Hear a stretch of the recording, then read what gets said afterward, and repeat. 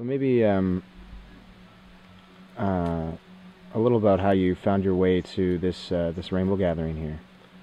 Yeah, well, that's an interesting story. I met you at El Ramate and a lot of other guys, Dominic from Ireland and Balota, the clown. I've talked to a lot of guys, and you know, you're all telling me you were next going to Palenque, and I didn't really have plans after the 21st, so I thought, you know, check it out.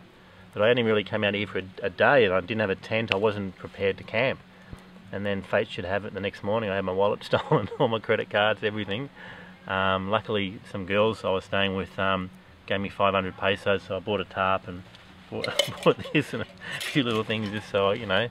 And yeah, so that's how we ended up here. And it's interesting going from that morning and feeling like, how the hell did I lose my wallet? Did someone pickpocket me? How stupid, you know, how did I fall for that?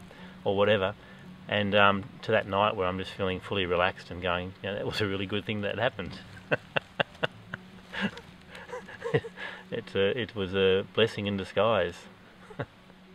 Let's just say my first losing of my wallet while I've been travelling has been an amazing experience. It could have been the worst experience, but it's actually been a fantastic experience, because I wouldn't have ended up getting to feel the true spirit of the rainbow if I hadn't been here, you know, overnight, at least one night. And the longer you're here, the more it sort of grows on you.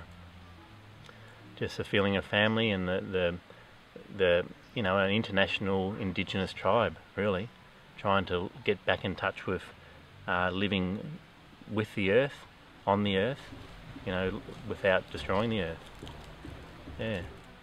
And you have to get back into the bloody earth to get that understanding and that passion back in, you know, because we're so removed from the earth in our daily lives that we don't really care, you know.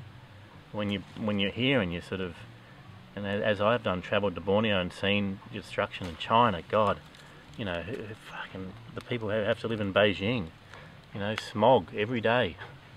It's just, there's no way to live. No one should have to live like that, and it's, yeah, it's interesting. Would you say that your experience with this rainbows has had an impact on you, and maybe a way that it might have shifted some of your thought processes? Oh, for sure.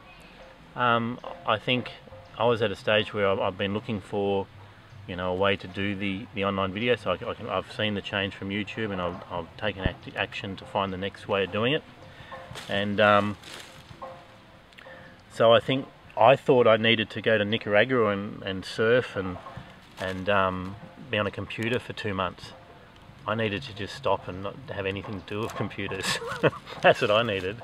Fuck computers. Fuck cameras. Like, that's another thing. For 17 months I've been documenting my journey. Everything I see I filmed, you know, pretty much. It makes your trip revolves around the filming, and you know, to be here where it's not encouraged to film, it's great. I can just experience, and it's taught me an interesting thing about filmmaking too. Like, whether even for me, you can't document something like this. I don't think so. I think the only thing, writing, you know, I think the only way to describe this is through writing. You know, putting the words down on paper so people can really sort of understand. Yeah.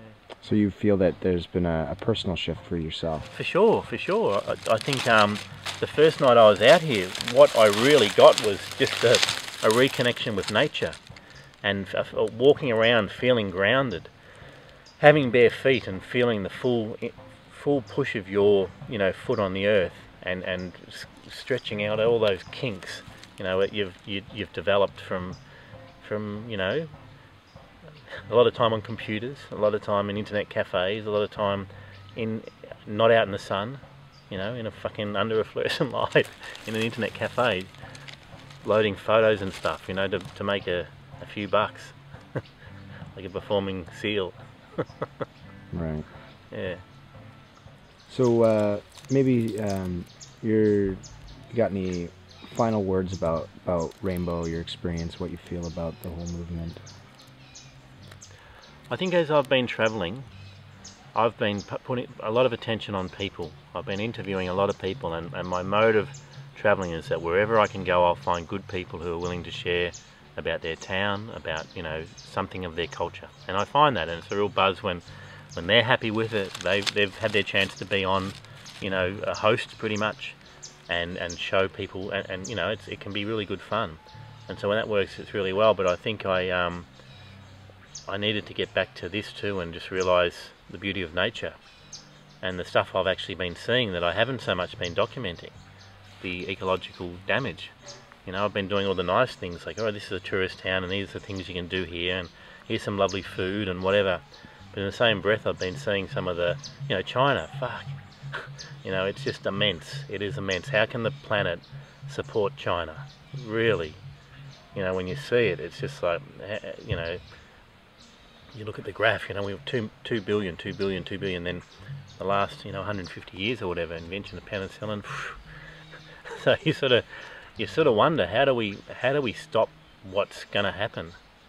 You know, like, how do we've got to, you know, like, it's people are just brainwashed.